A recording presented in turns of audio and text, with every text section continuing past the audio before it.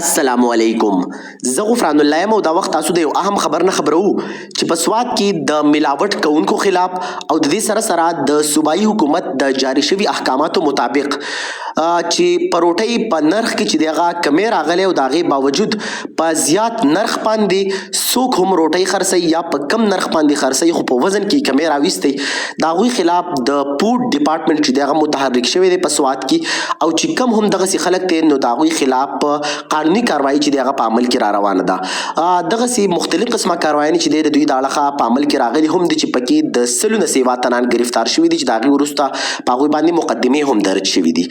پوره تفصیلات د دغې کاروایانو په هکله به اخلو. دا وخت زموږ سره د فوډ مجسټریټ محسن نثار صاحب په لاین باندې دی.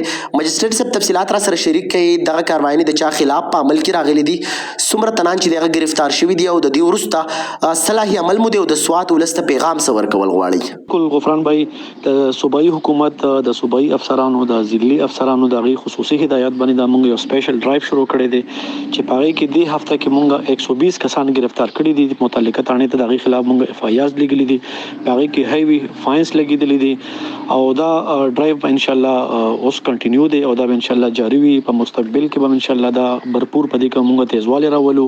ستاسو د میډیا په توسط سره چې کوم ځای کې هم ګران فروشي کېږي یا ناقص صفایي حوالې سره څه کمپلینټس وي ستاسو په کمنټس کې یا تاسو په پیج باندې تاسو ته کمپلینټس راځي نو بالکل موږ سره شیر کوئ. په هغې باندې به سخت نه سخت هغه کاروایانې کېږي. دې کې هغه سپیشل ډرایو چې هغه د نن بیانو خلاف و نو چې کوم ځای کې به کم وزن خرڅېدو تاسو منګوره کې مخکې وزن دې نه مخکې هغه تاسو چک کولی شئ. هغه به یو رنګ و چې کله موږ هغې خلاف کاروایان وکړي نو انشاءالله وزن کې ډېر بهتري راغلی ده او انشاءالله مستقبل کې به دې کې نور هم بهتري راځي. نو چې کوم ځای کې هم کمپلینټس وي څومره سټیزنز دي زموږ هغې بالکل موږ ته کمپلینټس کولی شي ستاسو د میډیا په توسط سره په پیج باندې کمنټس کولی شي نو انشاءالله د هغې خلاف به انشاءالله موږ سخت نه سخت کاروایي کوو. صحیح ده. یو جهان مننه ستاسو له تفصیل راکولو.